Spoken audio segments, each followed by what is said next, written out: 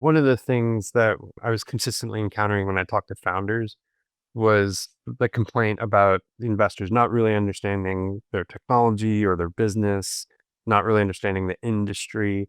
And eventually, when investors had, a large percentage ownership in their business, would often take it off the rails strategically and not for good reason.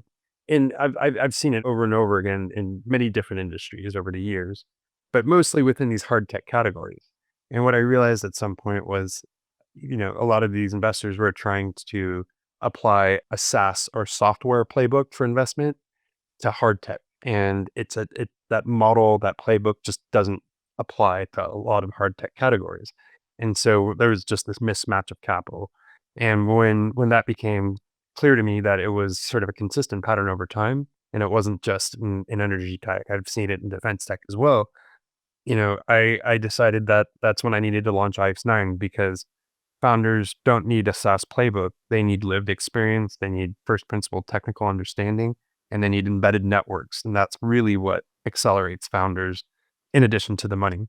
And founders just weren't getting that. And I wanted to deliver that because I had in the past.